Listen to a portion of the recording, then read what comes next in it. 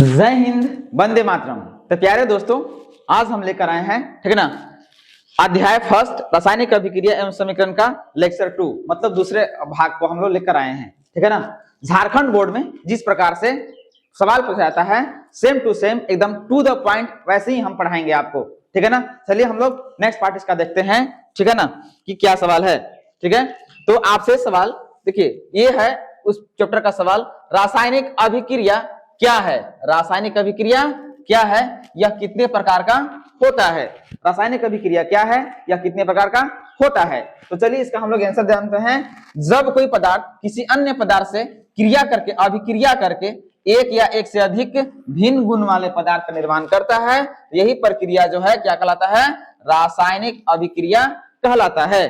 ठीक है ना। कहता है कि जब कोई पदार्थ किसी अन्य पदार्थ से क्रिया करके नए गुण वाला पदार्थ का निर्माण करता है, तो यह प्रक्रिया जो है क्या कहलाएगा, रासायनिक अभिक्रिया कहलाएगा। जैसे देखिए, दही का बनना क्या है, दही का बनना, दही का बनना, दूध से दही का बनना जो है, ठीक है ना, दूध का एक अलग गुण है और दही का अलग गुण है। तो जब कोई पदार्थ कोई अन्य पदार्थ से क्रिया करके, ठीक है ना, एक नया गुण वाला पदार्थ निर्माण करता है, तो उसको हम लोग बोलते हैं रासायनिक अभिक्रिया। तो दही से थोड़ी बनता है, दही को देखिए, दूध को, ठीक है ना, दूध को रखने कर मतलब दूध को रखिए और उसमें खट्टा पदार्थ मिला दीजिए तो दही का निर्माण होता। तो जब कोई दूध जो है एक पदार्थ एक अन्य पदार्थ, खट्टा नींबू अगर डाल देंगे तो एक अन्य पदार्थ से क्रिया करके एक नया गुण वाला पदार्थ का निर्माण करता है, तो यह पूरी प्रक्रिया जो है क्या कहलाएगा, आपका रासायनिक अभिक्रिया कहलाएगा। लोहे पर जंग लगना, लोहे पर जंग का लगना, देखिए लोहा जो है, ठीक है ना, एक पदार्थ है, जब ये वायु नमी के साथ संपर्क करता है तो अन्य पदार्थ से क्रिया करके एक नया गुण वाला, मतलब ये जो है इस पर जो है जंग लग जाता है, चिति पकड़ लेता है,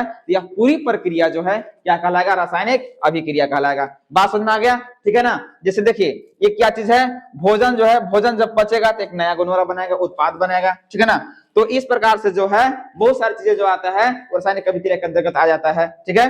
जैसे लोहे का कील वगैरह है, जब लोहे के कील पर जंग लगेगा तो उसका जो है क्या हो जाएगा, धूसर रंग का हो जाएगा, भूरे रंग का हो जाएगा, ठीक है। तो इस प्रकार से हम बोल सकते हैं कि एक नया गुण वाला पद, देखिए एक पदार्थ जो है एक अन्य पदार्थ से क्रिया करके एक नया गुण वाला जब पदार्थ निर्माण करता है तो पूरी प्रक्रिया जो है क्या कहलाएगा, रासायनिक अभिक्रिया कहलाएगा। बात समझ में आ गया यहाँ तक। चलिए हम लोग आगे बात करते हैं, ठीक है ना। कहता कि रासायनिक अभिक्रिया के परीक्षण, रासायनिक अभिक्रिया जो है वो कैसे होता है, इस पर हम लोग बात करते हैं, ठीक है ना। कब जानेंगे हम लोग, कब जानेंगे कि रासायनिक अभिक्रिया होती है। तो पहला इसका कंडीशन है कि अवस्था में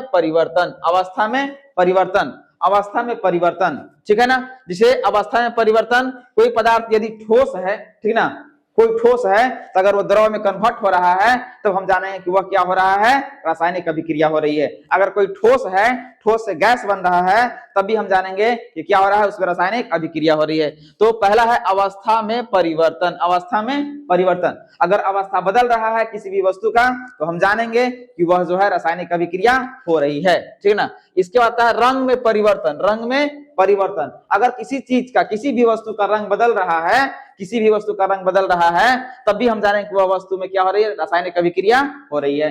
बात समझ में आ गया। इसके बाद आता है तापमान में परिवर्तन, यदि किसी वस्तु का तापमान बढ़ रहा है या किसी वस्तु का तापमान घट रहा है, तभी हम समझेंगे उसमें रासायनिक अभिक्रिया हो रही है। बात समझ में आ गया। इसके बाद आता है गैस का उत्सर्जन, यदि गैस निकल रहा है तो हम जानेंगे कि वह जो है रासायनिक अभिक्रिया हो रही है। और अगला है सुगंध या दुर्गंध, यदि किसी वस्तु से गंध निकल रहा है या सुगंध निकल रहा है, तो इसका मतलब है कि उनके बीच क्या हो रहा है, रासायनिक अभिक्रिया हो रही है। बात समझ यहाँ तक आ गया, ठीक है ना। चलिए हम लोग देखते हैं, ठीक है, नेक्स्ट, ठीक है ना। बात समझ में आ गया यहाँ तक। तो अगला जो है संयोजन, क्या है, संयोजन अभिक्रिया क्या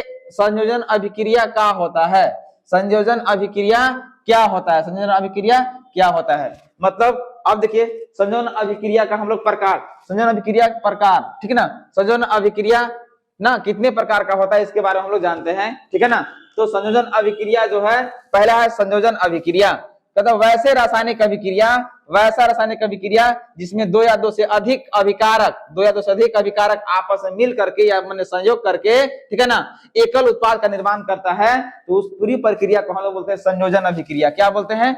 जब दो या दो से अधिक पदार्थ आपस में मिल करके एक नए गुण वाला पदार्थ का निर्माण करेगा, तो उसको हम लोग क्या बोलेंगे? संयोजन अभिक्रिया के नाम से जानेंगे, ठीक है ना। इस अभिक्रिया में उत्पाद का जो गुण होता है अभिकारक के गुण से बिल्कुल भिन्न होता है। इस पूरी प्रक्रिया में क्या होता है, ठीक है ना, अभिकारक का गुण जो होता है वो क्या होता है, माने उत्पाद का गुण अभिकारक से भिन्न होता है। बात समझ में आ रहा है यहाँ तक? ठीक है ना। जैसे हो गया कैल्शियम ऑक्साइड। जब कैल्शियम ऑक्साइड कार्बन डाइऑक्साइड से क्रिया करेगा तो क्या बनाएगा? कैल्शियम कार्बोनेट का निर्माण करता है। तो कैल्शियम ऑक्साइड का गुण जो है और कार्बन डाइऑक्साइड का गुण ये अलग है, ये सब अभिकारक हैं, क्योंकि प्रक्रिया में भाग ले रहा है। पहले वीडियो में ही मैंने बताया था कि जो रासायनिक अभिक्रिया में भाग लेगा वो अभिकारक कहलाएगा, आबाद वाला उत्पाद। तो ये जो है क्या है कि इसका गुण अलग है, ठीक है ना, कैल्शियम ऑक्साइड का गुण अलग है ना, कार्बन डाइऑक्साइड का गुण अलग है, लेकिन जब दोनों प्रक्रिया रासायनिक अभिक्रिया कर लेगा तो फिर बनाया क्या चीज? कैल्शियम कार्बोनेट, इसका गुण अलग है। तो कहता है कि वैसा रासायनिक अभिक्रिया जिसमें दो या दो से अधिक पदार्थ आपस में मिल करके एक नया उत्पाद का निर्माण करता है, उसको हम लोग बोलेंगे संयोजन अभिक्रिया, ठीक है ना। बात समझ में आ रहा है यहाँ तक? ठीक है, बात समझ में आया? मतलब यहाँ पर जो है कहता है कि दो को मिलकर के एक हो जाना, ठीक है, दो को मिलकर के एक हो जाना। बात समझ में आ गया? उसको हम लोग क्या बोलेंगे? संयोजन अभिक्रिया, ठीक है। जैसे गाने के तर्ज पे भी आप इसको याद कर सकते हैं, ठीक है। जैसे दर्द दिलों के कम हो जाते, मैं और तुम हम हो जाते, मैं और तुम हम हो जाते। इसका मतलब कि दो गो मिल करके एक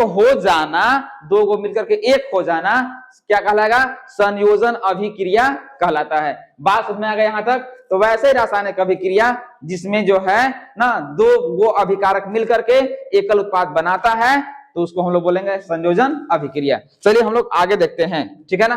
कहता है वियोजन या अपघटन अभिक्रिया ना, वियोजन या अपघटन अभिक्रिया क्या है? तो वैसा रासायनिक अभिक्रिया जिसमें एकल अभिकारक टूट करके ना, कहता कि वैसा रासायनिक अभिक्रिया जिसमें एकल अभिकारक टूट करके दो या दो से अधिक उत्पाद का निर्माण करता है, उसको हम लोग क्या बोलते हैं? वियोजन या अपघटन अभिक्रिया कहते हैं। तो वैसा रासायनिक अभिक्रिया जिसमें दो या दो से, कहता कि वैसा रासायनिक अभिक्रिया जिसमें एकल अभिकारक, कैसा? एकल अभिकारक टूट करके दो या दो से अधिक उत्पाद का निर्माण करता है, उसको हम लोग वियोजन या अपघटन अभिक्रिया के नाम से जानते हैं, ठीक है ना। इस अभिक्रिया के फलस्वरूप जो है उत्पाद का गुण जो है वो अभिकारक के गुण से बिल्कुल अलग होता है। क्या होता है? बिल्कुल अलग होता है। जैसे कैल्शियम कार्बोनेट, ये देखिए अभिकारक है, क्या है? एकल अभिकारक है, कैल्शियम कार्बोनेट जो है वो एकल अभिकारक है। जब इसको गर्म किया जाता है,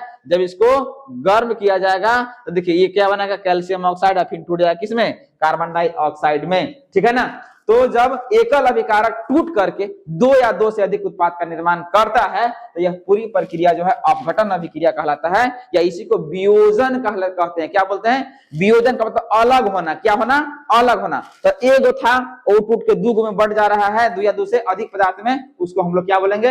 वियोजन अभिक्रिया बोलेंगे। बात समझ में आ रहा है? नेक्स्ट हम लोग देखते हैं, कहता है कि वियोजन अभिक्रिया के प्रकार। अब आपसे पूछेगा कि वियोजन अभिक्रिया कितने प्रकार का होता है? तो वियोजन अभिक्रिया 3 प्रकार का होता है। कितने प्रकार का? 3 प्रकार का। और हम लोग बारी बारी से देखेंगे कि वो कौन कौन से प्रकार है। तो वियोजन अभिक्रिया के अंतर्गत जो आता है वो पहला क्या आता है? उष्मीय वियोजन। क्या आता है? उष्मीय वियोजन या उष्मीय अपघटन के नाम से भी हम लोग जानते हैं। कहता कि वैसा वियोजन अभिक्रिया जिसमें उष्मा के द्वारा, किसके द्वारा? उष्मा के द्वारा। वैसा वियोजन अभिक्रिया जिसमें उष्मा के द्वारा एकल अभिकारक को दो या दो से अधिक उत्पाद में बदला जाता है, ठीक है ना। कहता कि जब कोई एकल अभिकारक है उसको गर्म करेंगे तो दो या दो से अधिक पदार्थ में टूट जाएगा, तो उसको हम लोग क्या बोलेंगे? उष्मीय वियोजन कहेंगे। क्या बोलेंगे? उष्मीय वियोजन। जैसे कैल्शियम कार्बोनेट को जब गर्म दिया जाएगा, उष्मा दी जाएगी, तो इस कौन में बदलेगा ये, तो कैल्शियम ऑक्साइड में, और किसमें बदलेगा ये, कार्बन डाइऑक्साइड में। बात समझ में आ गया। तो इस प्रकार से हम लोग जो है क्या बोलेंगे कि वैसा वियोजन अभिक्रिया जिसमें ऊष्मा के द्वारा एकल अभिकारक टूट के दो या दो से अधिक पदार्थ का निर्माण करता है, उत्पाद का निर्माण करता है, उसको हम लोग बोलेंगे ऊष्मीय वियोजन। ठीक है ना, जैसे आप यहाँ देख सकते हैं, ठीक है ना, अभिकारक ए भी एक साथ में है, लेकिन जब इसको गर्मी दिया जाए, क्या दिया जाए, गर्मी दिया जाए, तो ये देखो ए अलग और बी अलग अलग हो जाएगा। बात समझ में आ गया। मतलब एकल अभिकारक को जब गर्मी दिया जाए तो दो या दो से अधिक पदार्थ में वो टूट जाता है, वियोजित हो जाता है, उसको हम लोग बोलेंगे ऊष्मीय वियोजन। क्या बोलेंगे, ऊष्मा के द्वारा अलग अलग हो रहा है, इसलिए ऊष्मीय वियोजन। बात समझ में आ गया। आगे देखते हैं हम लोग, ठीक है ना, आगे बात करते हैं। कथा कि विद्युत वियोजन, विद्युत वियोजन क्या है, तो वैसे वियोजन अभिक्रिया जिसमें विद्युत धारा के द्वारा, विद्युत धारा के द्वारा, वैसे वियोजन अभिक्रिया जिसमें कथा कि विद्युत धारा के द्वारा, विद्युत धारा के द्वारा विद्युत वियोजन है, तो विद्युत धारा के द्वारा एकल अभिकारक दो या दो से अधिक उत्पाद में तोड़ा जाता है, विद्युत वियोजन कहलाता है। मतलब वैसा रासायनिक अभिक्रिया जिसमें एकल अभिकारक जो है उसमें विद्युत देने के बाद, बिजली देने के बाद वो दो या दो से अधिक उत्पाद का निर्माण करेगा, तो उसको हम लोग बोलेंगे विद्युत वियोजन बोलेंगे उसको। ठीक है ना, जैसे जल हो गया, क्या हो गया, जल जो है, जब जल में हम लोग विद्युत धारा देते हैं तो वह हाइड्रोजन और ऑक्सीजन में टूट जाता है, हाइड्रोजन और ऑक्सीजन में क्या होता है, टूट जाता है। मतलब एकल अभिकारक जो है विद्युत देने के बाद दो या दो से अधिक उत्पाद का निर्माण कर रहा है, ठीक है ना, तो इसको हम लोग बोलेंगे विद्युत वियोजन। क्या बोलेंगे, विद्युत वियोजन। बात समझ में आ गई यहाँ तक। नेक्स्ट हम लोग बात करते हैं, ठीक है, कहता प्रकाशीय वियोजन। क्या है, प्रकाशीय वियोजन। प्रकाशीय वियोजन क्या, प्रकाशीय वियोजन। तो वैसी वियोजन अभिक्रिया जिसमें सूर्य के प्रकाश द्वारा, किसके द्वारा, सूर्य के प्रकाश, क्योंकि प्रकाशीय वियोजन तो सूर्य के प्रकाश द्वारा जो है एकल अभिकारक दो या दो से अधिक उत्पाद में बदला जाता है, उसको हम लोग बोलेंगे प्रकाशीय वियोजन। मतलब वैसी रासायनिक अभिक्रिया, वैसा वियोजन जो है, वैसा वियोजन रासायनिक अभिक्रिया जो है जिसमें प्रकाश को देंगे हम लोग तो उसको जो है दो या दो से अधिक उत्पाद का निर्माण करेगा, उसको हम लोग बोलेंगे प्रकाशीय वियोजन। ठीक है ना, क्या बोलेंगे उसको, प्रकाशीय वियोजन कहलाएगा वो। जैसे हो गया, देखिए सिल्वर क्लोराइड, सिल्वर क्लोराइड को जब हम लोग प्रकाश, सूर्य के प्रकाश की उपस्थिति में हम लोग इसको देंगे तो किसमें, सिल्वर और क्लोरीन में टूट जाएगा। तो हम लोग जान रहे हैं कि वैसा रासायनिक अभिक्रिया जिसमें एकल अभिकारक टूट कर दो या दो से अधिक का निर्माण करेगा वियोजन कहलाता है, लेकिन जब प्रकाश देने के बाद ही टूट रहा है इसको हम लोग क्या बोलेंगे, प्रकाशीय वियोजन के नाम से ये जाना जाएगा। बात समझ में आ रहा है। चलिए हम लोग नेक्स्ट बात करते हैं, ठीक है ना, नेक्स्ट बात करते हैं हम लोग, कहता कि एकल विस्थापन। अब आता है एकल विस्थापन अभिक्रिया। एकल विस्थापन अभिक्रिया, एकल विस्थापन अभिक्रिया क्या है, कहता कि वैसे रासायनिक अभिक्रिया जिसमें एक अधिक क्रियाशील तत्व, एक अधिक क्रियाशील तत्व एक कम क्रियाशील तत्वों को उसके यौगिक से क्या कर देता है, विस्थापित कर उसका स्थान ग्रहण कर लेता है, उसको हम लोग विस्थापन अभिक्रिया कहते हैं या एकल विस्थापन कहते हैं। कहता कि वैसी रासायनिक अभिक्रिया जिसमें एक अधिक क्रियाशील तत्व एक कम क्रियाशील तत्व को उसके यौगिक से क्या कर देता है, विस्थापित कर देता है, उसको हम लोग क्या बोलेंगे, ठीक है ना, उसको हम लोग एकल विस्थापन अभिक्रिया कहते हैं। एग्जाम्पल के तौर पे हम लोग देखते हैं, देखिए आयरन जो है कॉपर सल्फेट के विलयन में जब आयरन को डाला जाता है तो कॉपर जो है वो आयरन से कम क्रियाशील है, कॉपर आयरन से कम क्रियाशील है, तो कॉपर जो देखिए एक आयरन जो है वो कॉपर को विस्थापित कर दिया और उसके स्थान पर ग्रहण कर लिया, ठीक है, इसको हम लोग बोलेंगे ना एकल विस्थापन। जिंक जो है, जिंक को जब कॉपर सल्फेट के विलयन में डाला जाता है तो जिंक अधिक क्रियाशील है कॉपर से, तो कॉपर को देखिए साइड कर दिया यहाँ पे और उसके स्थान पे अपने ग्रहण कर लिया। तो एक अधिक क्रियाशील तत्व एक कम क्रियाशील तत्व को अगर उसके यौगिक से विस्थापित कर उसका स्थान ग्रहण करता है तो उसको हम लोग विस्थापन अभिक्रिया या एकल विस्थापन के नाम से जाना जाता है। बात समझ में आ गया। इसको जो है डेली लाइफ में भी आप इसको जान सकते हैं। अगर एक जो है क्या है, आपका दोस्त जो है, आप किसी दोस्ती किए हैं और उससे ज्यादा अमीर वाला कहीं मिल जाता है तो आप जो है कम वाले को छोड़ करके उसके साथ चले जाते हैं। तो इस प्रकार जो है एक अधिक प्रभाव वाला एक कम प्रभाव वाला को विस्थापित कर देता है, तो उसी को हम लोग बोलते हैं एकल विस्थापन। क्या बोलते हैं, एकल विस्थापन। बात समझ में आ गया। नेक्स्ट हम लोग बात करते हैं, ठीक है ना, द्विविस्थापन अभिक्रिया। क्या है, द्विविस्थापन अभिक्रिया, द्विविस्थापन अभिक्रिया, ठीक है ना। तो कहता है कि वैसी रासायनिक अभिक्रिया जिसमें दो अभिकारक अपने अपने मूलकों को मतलब आयनों को, ठीक है ना, द्विविस्थापन ठीक है। तो कहता कि वैसी रासायनिक अभिक्रिया जिसमें दो अभिकारक अपने अपने मूलकों को मतलब आयनों की अदला बदली करके नए पदार्थ बनाते हैं, उसको हम लोग क्या बोलते हैं, द्विविस्थापन, या उसी का दूसरा नाम उभय विस्थापन है। समझ में आ गया।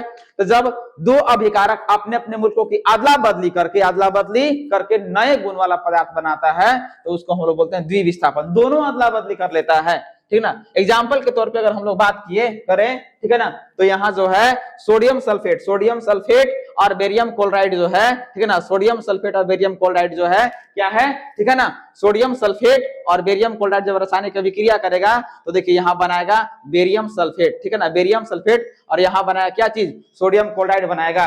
बात समझ में आ रहा है यहाँ तक, ठीक है। तो देखिए यहाँ पर जो है बेरियम सल्फेट का निर्माण हो गया, ठीक है ना। ये जो है अपना अपना मूल जो है बदल लिया, बेरियम किसके साथ अभिक्रिया किया, सल्फेट के साथ, और सोडियम किसके साथ किया, तो आपका बन गया क्लोरीन के साथ। तो यहाँ बेरियम सल्फेट और सोडियम क्लोराइड का निर्माण हो रहा है। तो इस प्रकार से हम कह सकते हैं कि दो अभिकारक जब अपने अपने मूलकों की अदला बदली कर लेता है तो उस पूरी प्रक्रिया को हम लोग बोलते हैं द्विविस्थापन। क्या बोलते हैं, द्विविस्थापन अभिक्रिया बोलते हैं, ठीक है ना। नेक्स्ट हम बात करते हैं अवक्षेपण अभिक्रिया। क्या बात करते हैं, अवक्षेपण अभिक्रिया, वैसी रासायनिक अभिक्रिया जिसके फलस्वरूप अवक्षेप का निर्माण होता है। किसका निर्माण होता है, अवक्षेप का निर्माण होता है, उसको हम लोग क्या बोलेंगे, अवक्षेपण अभिक्रिया बोलते हैं। अवक्षेपण मतलब तली में कुछ ना कुछ बैठ जाएगा, क्या होगा, तली में कुछ ना कुछ बैठ जाएगा, तो उस पूरी प्रक्रिया को उसको हम लोग बोलते हैं रासायनिक, क्या बोलेंगे उसको, अवक्षेपण अभिक्रिया। क्या बोलेंगे, अवक्षेपण अभिक्रिया। जैसे सोडियम सल्फेट है, क्या है, सोडियम सल्फेट है, सोडियम सल्फेट है। सोडियम सल्फेट को जब बेरियम क्लोराइड में से अभिक्रिया कराया जाएगा तो हम लोग का क्या बनेगा, बेरियम सल्फेट और सोडियम क्लोराइड। ये जो है ना, ये जो है आपका अवक्षेप का निर्माण कर देगा। किसका निर्माण कर देगा भाई, अवक्षेप का। तो जो है इसमें जो है अवक्षेप का निर्माण होता है तो पूरी प्रक्रिया जो है क्या कहलाएगा, हमारा अवक्षेपण अभिक्रिया के नाम से जाना जाएगा। बात समझ में आ गया यहाँ तक, ठीक है ना। चलिए हम लोग बात करते हैं आगे, ठीक है। अब कहता है कि वियोजन अभिक्रिया को संयोजन अभिक्रिया के विपरीत क्यों कहा जाता है, ठीक ना। वियोजन अभिक्रिया को संयोजन अभिक्रिया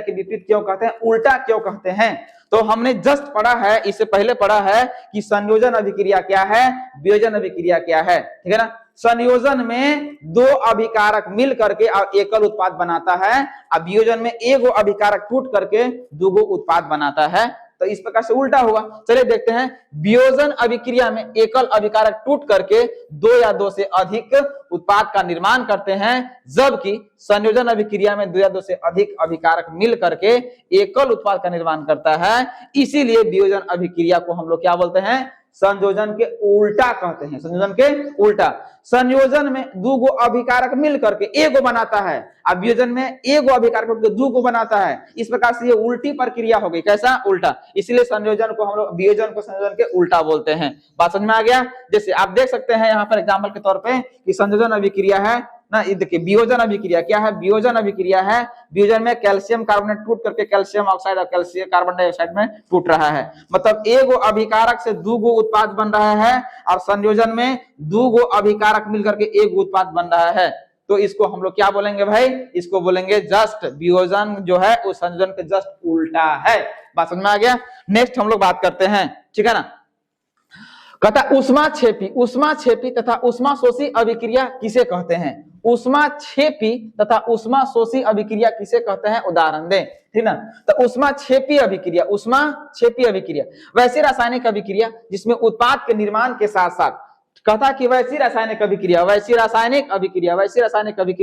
जिसमें उत्पाद के निर्माण के साथ साथ जो है ऊष्मा निकलती है, ऊष्मा मतलब गर्मी, ऊष्मा बोले तो गर्मी निष्कासित होती है, उसको हम लोग क्या बोलेंगे, ऊष्माक्षेपी अभिक्रिया के नाम से जानते हैं, ठीक है ना, ऊष्माक्षेपी ना।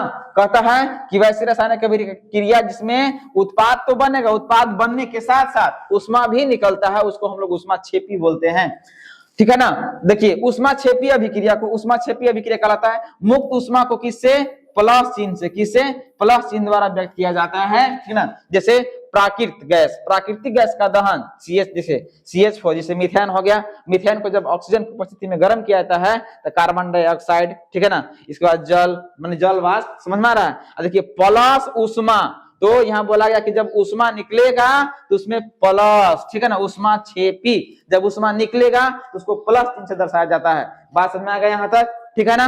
तो ये जो है उष्मा क्षेपी। एक आता है, ठीक ना, उष्मा शोषी अभिक्रिया, उष्मा शोषी अभिक्रिया।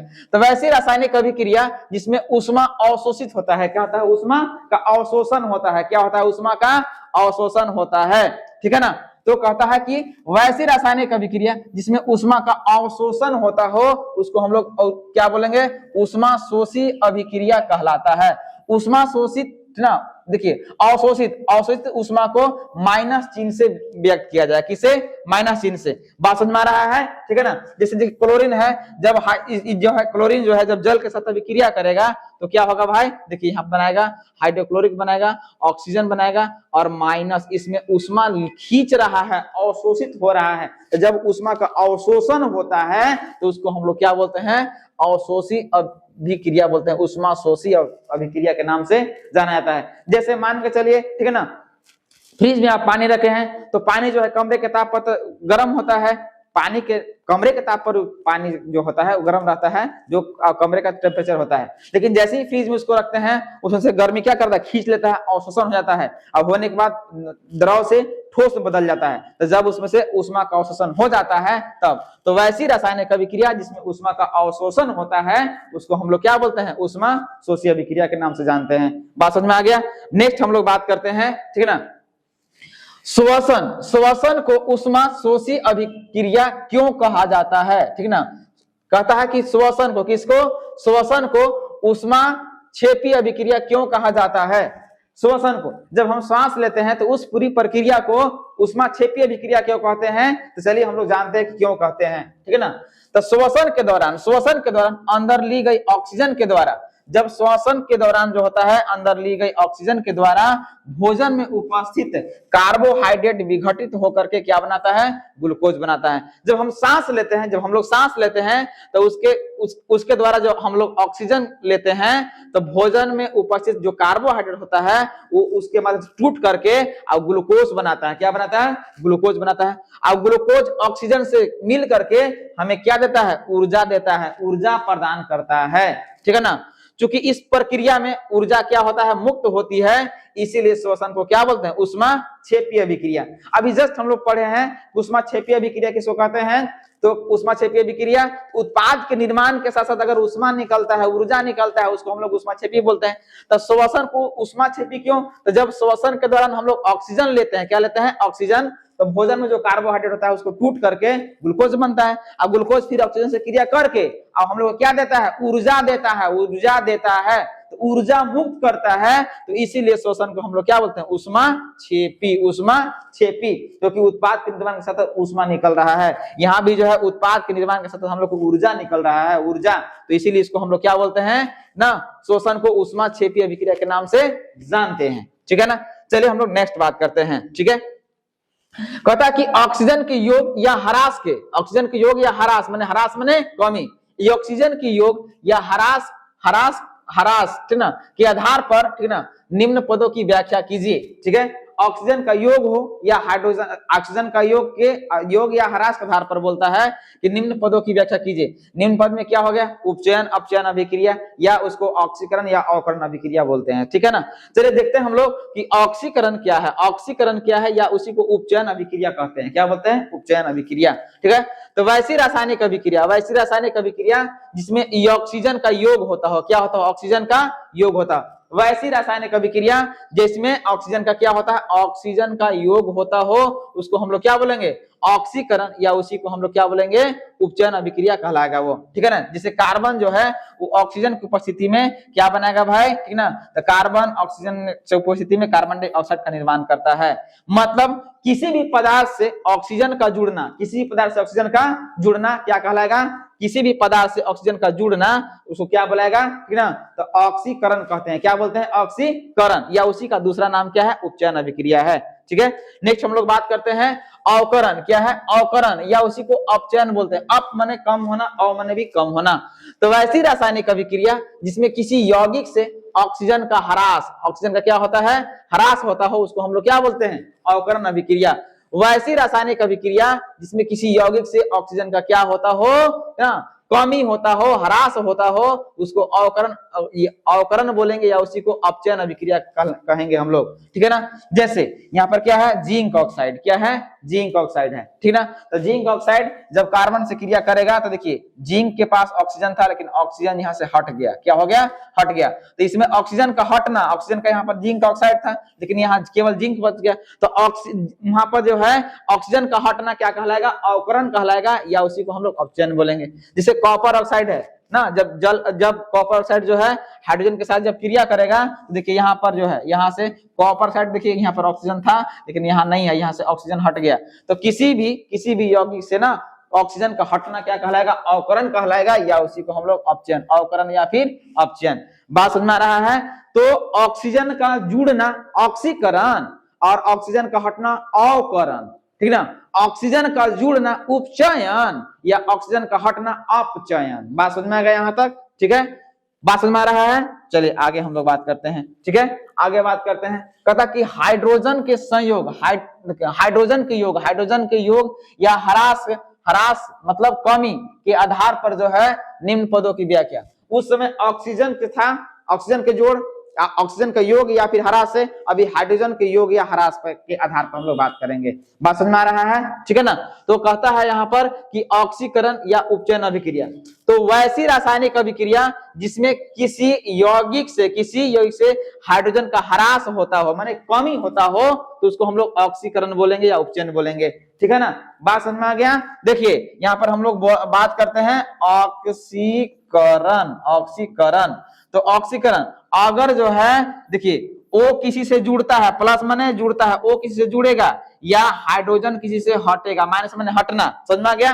तो ऑक्सीजन किसी से जुड़ेगा तब ऑक्सीकरण या हाइड्रोजन हटेगा तब ऑक्सीकरण कहेंगे। बात समझ में आ गया। देखिए यहाँ पर जल है और जल को जो है ना, इसको हाइड्रोजन, देखिए ऑक्सीजन, यहाँ से ऑक्सीजन हट गया तो ऑक्सीजन का हटना क्या कहलाएगा, देखिए ऑक्सीजन का हटना बोल रहे हैं, सॉरी, ठीक है ना। देखिए यहाँ पर जो है हाइड्रोजन का हटना निकलना, उसको हम लोग क्या बोलेंगे, ठीक ना, तो बोलेंगे उसका हम लोग ऑक्सीकरण या उपचयन। मतलब ऑक्सीजन किसी से जुड़ेगा तब या हाइड्रोजन हटेगा तब हम लोग बोलेंगे ऑक्सीकरण या फिर उपचयन बोलेंगे। बात समझ में आ गया। नेक्स्ट हम लोग बात करते हैं, ठीक है, नेक्स्ट अवकरण या अपचयन अभिक्रिया क्या है, तो वैसी रासायनिक अभिक्रिया जिसमें किसी तत्व से हाइड्रोजन का योग होता हो उसको अवकरण बोलेंगे या अपचयन बोलेंगे, क्या बोलेंगे, उसी को अपचयन बोलेंगे, ठीक है ना। जैसे अपचयन या अवकरण। तो अपचयन में होता क्या है, तो अपचयन में ऑक्सीजन का हटना या हाइड्रोजन का जुड़ना किसी भी तत्व से। देखिए ऑक्सीजन हटेगा यौगिक से या किसी तत्व से हाइड्रोजन जुड़ेगा, ठीक है, तो उसको हम लोग क्या बोलेंगे, अवकरण बोलेंगे या उसी को हम लोग क्या बोलेंगे, अपचयन अभिक्रिया बोलेंगे। बात समझ में आ रहा है यहाँ तक, ठीक है ना। चलिए हम लोग नेक्स्ट बात करते हैं, ठीक है। तो अब जो आता है रेडॉक्स अभिक्रिया, क्या आता है, रेडॉक्स अभिक्रिया क्या है, उदाहरण देना है। रेडॉक्स अभिक्रिया क्या है, उदाहरण देना है, रेडॉक्स अभिक्रिया, ठीक है ना। तो वैसी रासायनिक अभिक्रिया जिसमें जो है उपचयन और अपचयन माने ऑक्सीकरण और अवकरण दोनों अभिक्रिया जो है साथ साथ जब होगा तो पूरी प्रक्रिया को हम लोग क्या बोलेंगे, रेडॉक्स अभिक्रिया के नाम से जानेंगे। ऑक्सीजन जुड़ेगा या ऑक्सीजन हटेगा, हाइड्रोजन हटेगा या हाइड्रोजन जुड़ेगा, ठीक है ना। तो उसको जब दोनों अभिक्रिया साथ साथ होने लगेगा तो उसी को हम लोग क्या बोलेंगे, रेडॉक्स अभिक्रिया बोलेंगे। जैसे कॉपर ऑक्साइड है ना, तो उसको बोलेंगे हम, देखिए हाइड्रोजन के साथ जब क्रिया करेगा तो याद देखिए यहाँ से हाइड्रोजन, यहाँ से ऑक्सीजन क्या है, हट रहा है, ऑक्सीजन हट रहा है और ऑक्सीजन यहाँ जुड़ भी रहा है। तो एक जगह ऑक्सीजन हट रहा है तो अवकरण, ठीक है ना, और जुड़ रहा है तो ऑक्सीकरण। तो वैसी रासायनिक अभिक्रिया जिसमें अवकरण और ऑक्सीकरण दोनों साथ साथ होगा, उपचयन और अपचयन दोनों साथ साथ होगा। तो जब दोनों साथ साथ होगा तो जो पूरी प्रक्रिया है वो क्या कहलाएगा भाई, रेडॉक्स अभिक्रिया। क्या कहलाएगा, रेडॉक्स अभिक्रिया कहलाएगा। बात समझ में आ रहा है यहाँ तक, ठीक है ना। चलिए हम लोग नेक्स्ट बात करते हैं, ठीक है ना। संक्षारण क्या है, इसमें होने वाले हानि तथा इसके बचाव को लिखें। समझ में आ गया। संक्षारण को हम लोग देहात में बोलते हैं चीटी लगना, मूर्छा पकड़ना, जंग लगना, इसी को कहते हैं हम लोग। समझ में आ गया। तो संक्षारण क्या है, इसमें होने वाले हानि इसमें, ठीक ना, और इसके बचाव को लिखें। तो धातु सतह, जब कोई भी धातु है उसका सतह जो है जब वायु, जल अथवा आर्द्रता के संपर्क में आ जाता है तो धातु के सतह पर पपड़ीदार आवरण जमा होता है। धातु का उपसतह जो है वो पपड़ीदार आवरण जमा हो जाता है। धातु सतह का पपड़ीदार आवरण बनकर धीरे धीरे नष्ट होने की क्रिया जो है वह क्या कहलाता है? संक्षारण। जब कोई धातु जो है किसी हवा, देखिए हवा, जल, ठीक ना, आर्द्रता के संपर्क में आता है तो पपड़ीदार आवरण बन जाता है, धीरे धीरे समाज खराब होने लगता है। यह पूरी प्रक्रिया जो है वो क्या कहलाता है? संक्षारण कहलाता है। दूसरे भाषा में जंग लगना भी कहते हैं, चीटी पकड़ना भी कहते हैं। बात समझ में आ गया यहाँ तक? जैसे लोहे के ऊपर भूरे परत का चढ़ना, आप पूछेगा कि लोहा के ऊपर जो है ना जंग किस रंग का होता चढ़ता है तो भूरे रंग का। चांदी के ऊपर काली परत का चढ़ना, चांदी पर किस रंग का चढ़ता है? तो करिया रंग का चढ़ता है, काले परत का, ठीक ना। और तांबे के ऊपर किस रंग का? तो हरे रंग का। किस रंग का? हरे रंग का। तो ये जो है संक्षारण के कारण जो होता है ये जो है होता है। बात समझ में आ रहा है यहाँ तक? चलिए नेक्स्ट हम लोग देखते हैं, ठीक है ना। नेक्स्ट पर हम लोग बात करते हैं, ठीक है। तो नेक्स्ट जो है कहता कि संक्षारण से होने वाला हानि क्या क्या हो सकता है? तो हानि, तो देखिए हानि जो है संक्षारण के कारण जो है गाड़ी के ढांचा, पुल, लोहे की रेलिंग, ठीक है ना, तथा विशेषकर लोहे से बनी वस्तुओं को क्षति होती है। जितना भी है संक्षारण जब होता है, जंग पकड़ता है, मूर्छा पकड़ता है, तो ये जो जिसे संक्षारण के गाड़ी का ढांचा हो गया, पुल हो गया, लोहे की रेलिंग हो गया, अब विशेषकर जितना भी लोहा के बना वस्तु है सबको विशेषकर बहुत सारा क्षति हो जाता है, ठीक है ना। इसको कैसे बचा सकते हैं संक्षारण को? तो पेंट करके, क्या करके? पेंट करके बचा सकते हैं। ग्रीस लगाकर, तेल लगाकर, इनोडीकरण करके, यशद लेपन करके, अब मिश्र धातु बना करके भी हम लोग ना संक्षारण को रोक सकते हैं, मूर्छा पकड़ने से रोक सकते हैं, चित लगाने से रोक सकते हैं। कैसे रोकना है भाई? पेंट करके, ग्रीस लगाकर, तेल लगाकर, इनोडीकरण करके, यशद लेपन करके, मिश्र धातु बनाकर।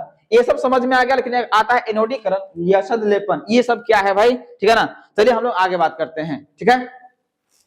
जंग के लिए आवश्यक शर्त क्या क्या हो सकता है? तो जल होना जरूरी है, हवा या आर्द्र वायु होना जरूरी है। अगर ये सब दोनों रहेगा तो जंग लगना एकदम स्वाभाविक बात है। अभी जस्ट हमने देखा था यशद लेपन, अब वहां बोला क्या था? यशद लेपन क्या है या गैल्वेनीकरण, तो आपको नहीं समझ में आया यशद लेपन क्या है। चलिए यहाँ बात करते हैं। किसी धातु की सतह पर जिंक धातु की, किस धातु की? जिंक धातु की। जब कोई धातु है, कहता कि किसी धातु की सतह पर जिंक धातु की परत चढ़ाकर संक्षारण से बचाने की प्रक्रिया जो है वो क्या कहलाता है? यशद लेपन कहलाता है। जब कोई धातु है उसके सतह पर जिंक का जब हम लोग परत चढ़ाते हैं, लेयर चढ़ा देते हैं, तो जो संक्षारण से बचाने के लिए जो प्रक्रिया होता है उसी को हम यशद लेपन कहते हैं या उसी को गैल्वेनीकरण कहते हैं। कोई डाउट किसी को यहाँ तक? एक और वहां पर था इनोडीकरण या विद्युत लेपन। क्या था? इनोडीकरण या विद्युत लेपन। ये क्या चीज है? तो एक प्रक्रिया है, इनोडीकरण या विद्युत लेपन एक प्रक्रिया है जिसमें विद्युत धारा का उपयोग करके किसी धातु की सतह पर स्थित प्राकृतिक ऑक्साइड की स्तर को और अधिक मोटा किया जाता है। तो इसी पूरी प्रक्रिया को हम लोग क्या बोलते हैं? इनोडीकरण कहते हैं या क्या बोलते हैं? विद्युत लेपन कहते हैं। विद्युत लेपन तो किसकी सहायता से? विद्युत धारा की सहायता से, ठीक है ना।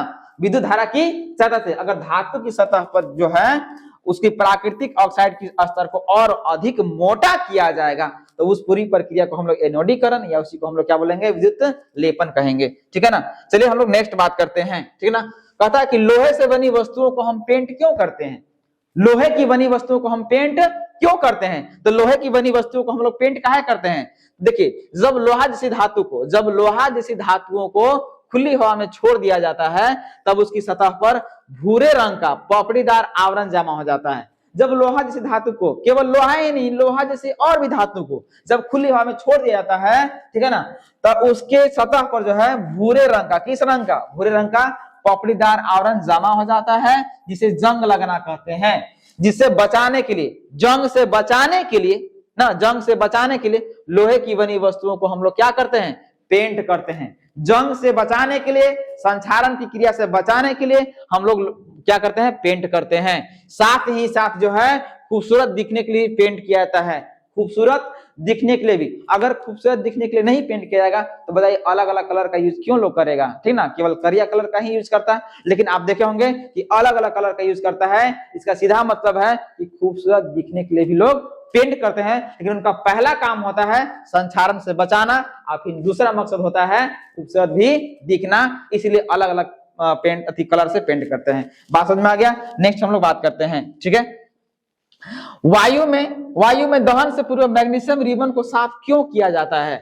जब वायु में जलाना होता है मैग्नीशियम रिबन को, तब उसको जलाने से पहले जो है वो देखिए उसको साफ किया जाता है। क्यों साफ करते हैं, चलिए इस पर बात करते हैं। तो मैग्नीशियम रिबन को खुली हवा में छोड़ देने पर उस पर मैग्नीशियम ऑक्साइड का मलिन परत माने गंदा परत जमा हो जाता है। जब मैग्नीशियम रिबन को खुली हवा में छोड़ दिया जाता है तो उसका धातु सतह पर क्या होता है, मलिन परत जमा हो जाता है, जो कि मैग्नीशियम रिबन को जलने में रोकता है, माने जलने में अवरोध पैदा करता है। मैग्नीशियम रिबन को जब खुली हवा में छोड़ देते हैं तो मैग्नीशियम ऑक्साइड की एक परत चढ़ जाती है जो गंदा होता है और जलने से रोकता है। जलने से क्या करता है, उसको रोकता है ना, अवरोध पैदा करता है। मैग्नीशियम रिबन आसानी से जल सके, इसलिए मैग्नीशियम रिबन को क्या करता है ना, रेगमल से साफ किया जाता है। किससे, रेगमल बोलते सरस पत्ता से रगड़ के क्या करते हैं, साफ करके और तब जलाया जाता है। बस समझ में आ गया। तो मैग्नीशियम रिबन को जब खुली हवा में छोड़ दिया जाता है तो उसके सतह पर मैग्नीशियम ऑक्साइड का गंदा परत जमा हो जाता है। गंदा परत जो है जलने नहीं देता है, ठीक है ना। मैग्नीशियम रिबन आसानी से जल सके इसलिए रगड़ के साफ करते हैं सरस पत्ता से। बात समझ में आ गई यहाँ तक। नेक्स्ट हम लोग बात करते हैं, ठीक है, नेक्स्ट हम लोग बात करते हैं, पता कि विकृत गंधिता क्या है। विकृत गंधिता क्या है, इसके रोकने के उपाय को लिखें। विकृत गंधिता क्या है, इसके रोकने के उपाय को लिखें। चलिए इस पर हम लोग बात करते हैं और बोलते हैं, ठीक है ना। देखिए क्या है, तेल, डालडा, घी आदि से बने वसायुक्त, तेल जो है वो वसायुक्त पदार्थ है, डालडा वसायुक्त पदार्थ है, घी जो है वसायुक्त पदार्थ है। तो देखिए तेल से बना, डालडा से बना या घी आदि से बना जो वसायुक्त पदार्थ जो है होता है या तैलीय पदार्थ होता है, जब लंबे समय तक खुला रखता है तब वह क्या होता है, उपचयित, उसका स्वाद और गंध बदल जाता है, उपचयित हो जाता है। उपचयन की क्रिया कैसा होता है, तो जब ऑक्सीजन से क्रिया करता है तो उपचयन होता है। समझ में आ गया। तो तेल, डालडा, घी आदि से बने वसायुक्त जब है अथवा तैलीय पदार्थ जो है लंबे समय तक हम लोग खुला रखते हैं तब वह उपचयित हो जाता है, जिस कारण उसका स्वाद और गंध क्या हो जाएगा, बदल जाता है। यह घटना क्या कहलाता है, विकृत गंधिता कहलाता है। क्या कहलाता है, विकृत गंधिता कहलाता है। जैसे गर्मियों के दिनों में सब्जी का जल्दी खट्टा होना, हम लोग देखते हैं कि गर्मी के मौसम में जो सब्जी बनाते हैं घर में वो कुछ 2-3 बजे के बाद जो है खराब हो जाता है, ठीक है ना, या फिर चावल जो है वो बासी हो जाता है, अनफ्रेश हो जाता है। ये क्यों होता है इस प्रकार से, तो ये जो है ना किसी कारण विकृत गंधिता के कारण हो जाता है। इसको रोकने के निम्नलिखित उपाय हैं। कैसे रोक सकते हैं भाई इसको, ठीक है ना। इसको रोकने का जो उपाय है वो खाद्य पदार्थ को फ्रीज में रख करके, रेफ्रिजरेटर में रख करके इसको बचाया जा सकता है, ठीक है ना। वायु रोधी बर्तन में रख करके, वैसा बर्तन जिसमें वायु प्रवेश ना करे वैसे बर्तन में रख करके इसको बचा सकते हैं। प्रति ऑक्सीकारक का उपयोग करके भी हम लोग इसको बचा सकते हैं, और वायु के स्थान पर नाइट्रोजन गैस का प्रयोग करके। सबसे महत्वपूर्ण चीज है, वायु के स्थान पे नाइट्रोजन गैस अगर डाल देंगे उसमें तो वो जो है उपचयित नहीं होगा, उसका स्वाद और गंध नहीं बदलेगा। तो विकृत गंधिता का मतलब है स्वाद का बदल जाना, गंध का बदल जाना। समझ में आ गया यहाँ तक। चलिए नेक्स्ट हम लोग बात कर लेते हैं, ठीक है। तेल एवं वसायुक्त खाद्य पदार्थों को नाइट्रोजन से प्रभावित क्यों किया जाता है, ठीक ना। तेल, अब देखिए जो तेल से बना है वस्तु या वसा से बना है वस्तु, उसमें नाइट्रोजन गैस क्यों डाला जाता है। हम लोग देखे हैं चिप्स की थैली, कुरकुरे का थैली, जितना भी होता है, मंटूरा वगैरह जितना भी चीजें होती है उस सब में जो है वो कौन गैस भरा रहता है, नाइट्रोजन गैस। कौन सा गैस, नाइट्रोजन। क्यों भरा जाता है आखिर, तो तेल एवं वसायुक्त खाद्य पदार्थ, ये सब जो तेल और वसायुक्त खाद्य पदार्थ होता है, जैसे कि चिप्स की थैली में ऑक्सीजन को हटा करके और कौन सा गैस भरा जाता है, नाइट्रोजन गैस से प्रभावित किया जाता है। क्योंकि ऑक्सीजन की तुलना में नाइट्रोजन जो है वो कम क्रियाशील है। ऑक्सीजन भी गैस है, नाइट्रोजन भी गैस है, लेकिन ऑक्सीजन ज्यादा क्रियाशील है, जिस कारण से खाद्य पदार्थ से क्रिया करके उसका स्वाद और गंध बदल देगा, जबकि नाइट्रोजन कम क्रियाशील है। नाइट्रोजन जो है वो कम क्रियाशील गैस है, जिसके कारण तेल एवं वसायुक्त खाद्य पदार्थ जो है वो लंबे समय तक खराब नहीं होने देता है। नाइट्रोजन इसलिए डाला जाता है चिप्स की थैली में, कुरकुरे की थैली में, क्योंकि नाइट्रोजन कम क्रियाशील है और खाद्य पदार्थ से क्रिया नहीं करता है, और खाद्य पदार्थ से क्रिया नहीं करेगा तो वो जो है लंबे समय तक खराब नहीं होने देता है। बात समझ में आ गया यहाँ तक, ठीक है ना। अब जो है एक और क्वेश्चन है, जब लोहे की कील को कॉपर सल्फेट के विलयन में डुबोया जाता है तो कहता है कि विलयन का रंग क्यों बदल जाता है, ठीक है ना। तो जब लोहे की कील को कॉपर सल्फेट के विलयन में डुबाया जाता है तो उसका रंग क्यों बदल जाता है, तो जब लोहे की कील को कॉपर सल्फेट के विलयन में, कॉपर सल्फेट का विलयन जो कि किस रंग का होता है, नीला रंग का, पूछ देगा कि कॉपर सल्फेट का विलयन किस रंग का, तो नीले रंग का। तो जब लोहे की कील को कॉपर सल्फेट के विलयन में डुबोया जाता है जो कि नीले रंग का होता है, में डुबोने पर विलयन का रंग जो है वो हल्का हरा हो जाता है। क्यों हो जाएगा, नीला से हल्का हरा क्यों हो जाएगा, ठीक है ना। तो कॉपर सल्फेट के भी देखिए कहता है कि लोहा और कॉपर सल्फेट के बीच विस्थापन अभिक्रिया होता है। कौन अभिक्रिया होता है, विस्थापन अभिक्रिया होता है। इस अभिक्रिया में लोहा कॉपर से अधिक क्रियाशील होता है और लोहा जो है कॉपर से अधिक क्रियाशील होने के कारण जो है कॉपर सल्फेट से कॉपर को विस्थापित कर देता है। आयरन जो है वो कॉपर को विस्थापित कर देता है और क्या बनाता है, आयरन सल्फेट बनाता है जो कि हल्का हरा रंग का होता है।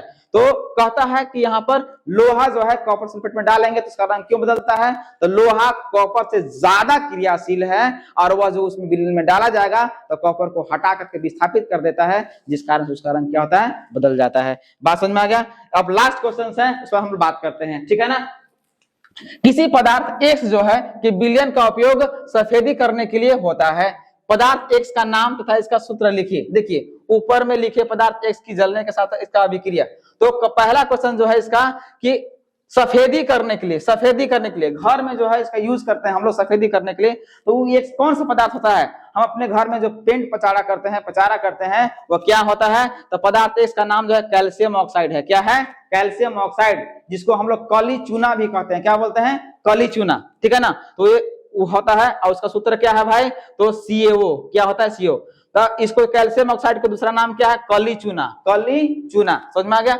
कहता कि इसमें जब हम जल के साथ अभिक्रिया कराएंगे तो क्या होगा, तो कली चूना मतलब कैल्शियम ऑक्साइड को जब हम लोग पानी के साथ क्रिया कराएंगे तो कैल्शियम हाइड्रोक्साइड बनाएगा। क्या बनाएगा, कैल्शियम हाइड्रोक्साइड, जिसको हम लोग भखरा चूना कहते हैं या बुझा हुआ चूना कहते हैं। बात समझ में आ गया।